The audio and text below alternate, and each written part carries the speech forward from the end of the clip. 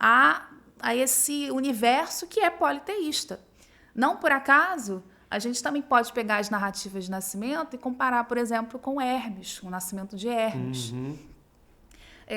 Jesus é chamado do bom pastor. Hermes também é chamado do bom pastor.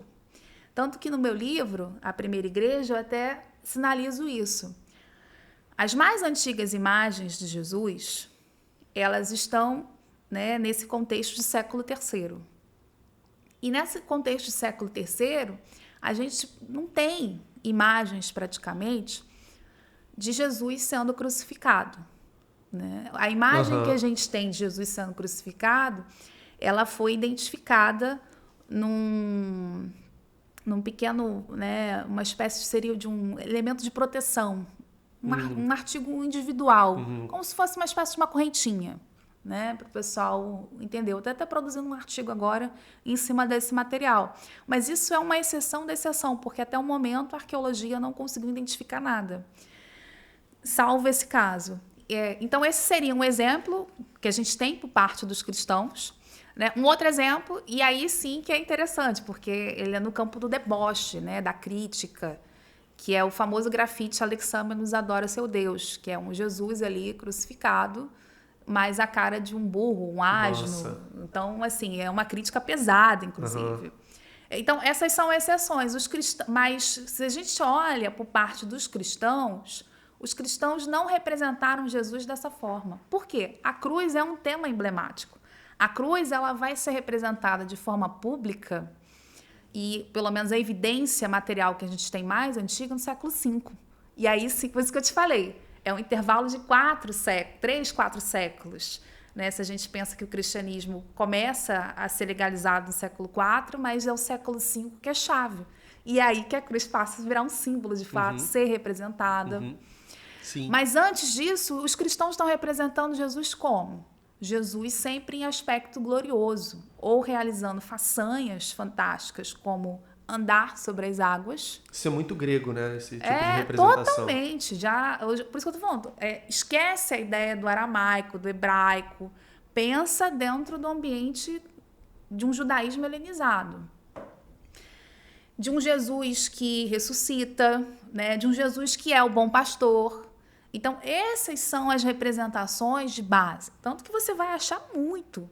Então, assim, a gente trabalha dentro da arqueologia com um dos métodos é o método serial. Ou seja, quanto mais você aparece, o que significa dizer que aquilo está muito disseminado, é comum, é de amplo conhecimento. E Jesus sendo representado como Hermes, a gente tem aos montes.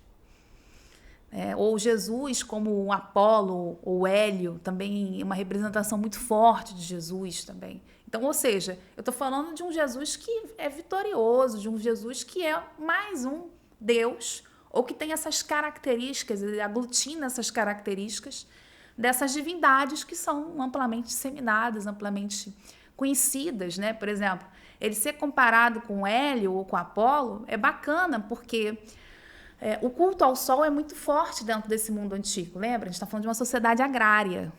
Então, sol é importante. E Jesus ser comparado a uma divindade solar, isso é muito forte. Isso é uma estratégia de convencimento fortíssima. Ou seja, então, esses outros cristianismos que vão trabalhar com outras tradições de Jesus, elas vão sendo jogadas para debaixo do tapete.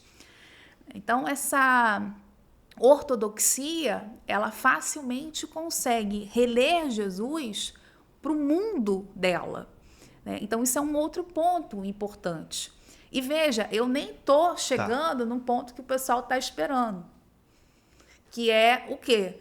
Que é justamente falar de Constantino, Teodósio. Você deve estar se perguntando até agora. O Concílio de Nicéia. Ela nunca vai falar disso? Mas isso é século IV. Eu estou falando de processos que estão acontecendo entre o século I e o século II. Eu nem entrei no século III ainda. Tá?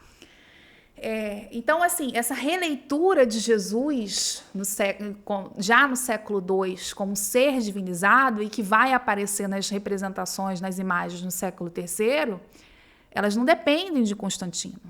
Elas não dependem do Concílio de Nicéia.